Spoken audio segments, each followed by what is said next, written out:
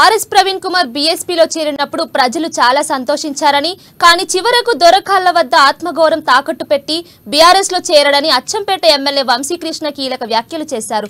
గత ప్రభుత్వంలో పోలీస్ వ్యవస్థను డీలింక్ అయిందని, ఎస్ఐసీఏలు ఎమ్మెల్యేలకు అటాచ్ అయ్యారని, అప్పుడు పోలీస్ వ్యవస్థను ఆర్ఎస్ ప్రవీణ్ కుమార్ ఎందుకు ప్రశ్నించలేదన్నారు.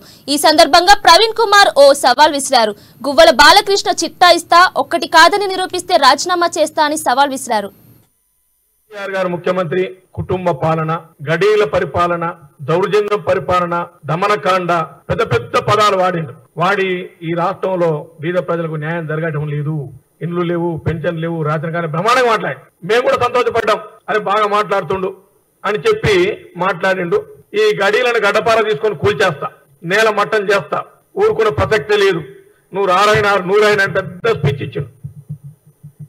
కానీ ఏమైందేమో సోదరునికి కత్తి లేపిండు, గట్టిగా కత్తి లేపి వేస్తా, దొరను వేసేస్తాడు.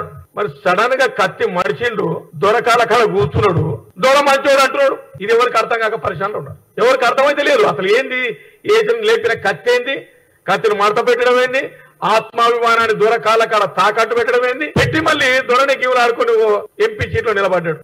ఫామ్ హౌస్ దొంగలు, 100 కోట్ల దొంగలు, వాళ్ళకి ఆనిముత్యాలను బిరుదిచ్చింది ఎవరు?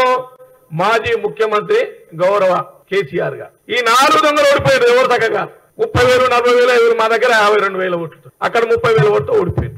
వీళ్ళను పట్టుకొని, ఈ దొంగలు పట్టుకొని ఆర్ఎస్ ప్రవీణ్ ఆయన పరిచయం అవుతున్నాడు. అక్కడ హర్షవర్ధన్ రెడ్డి మంచోడు, చరిత్ర తీయండి. ప్రవీణ్ కుమార్ ని ఇన్సల్ట్ చేశాడు. ప్రవీణ్ కుమార్ మీదే నీ సంగతి చూస్తాడు ఎవరు గోలబాల. అది మర్చిపోయినట్టుంది మా సోదరుడు ప్రవీణ్ కుమార్, అవన్నీ మర్చిపోయినట్టుంది. ఒక మీటింగ్ లో నీ సంగతి చూస్తానని బెదిరించాడు. ఎవరు గోలబాలరాజు ప్రవీణ్ కుమార్ నే బెదిరించిండు. కాదని చెప్పమను. నేను అందుకే మళ్ళీ సవాల్ చేస్తున్నా, నీ చిట్ట తీసి ఓపెన్ డిబేట్ పబ్లిక్ కోర్టు, ప్రజా కోర్టులో అందరు విలేకరుల సమక్షంలో ఎంతమందితో తీసుకురా. దేనికొస్తనేత నువ్వు కొత్త, నీకొత్త నేను సమాధానం చెప్తా, నాకొత్త నువ్వు సమాధానం చెప్పు. నా మీద ఏమైనా ఆరోపణలు ఉంటే నేను రాజకీయాన్ని ఊపిపెట్టి సిద్ధంగా ఉన్నా. నీ మీద అన్ని నేను చెప్పినప్పుడు ప్రూఫ్ చేస్తా, ఒక్కటి లేకుండా. రాజకీయ పదవులని వేలపాటి అమ్ముకున్నాడు. టెంపుల్స్ కు ఒక్కొక్కటి 50 లక్షలు, కోటి. మధ్యమడిగా ఆంజనేయ స్వామి టెంపుల్ చైర్మన్ కోటి ఇచ్చిండు.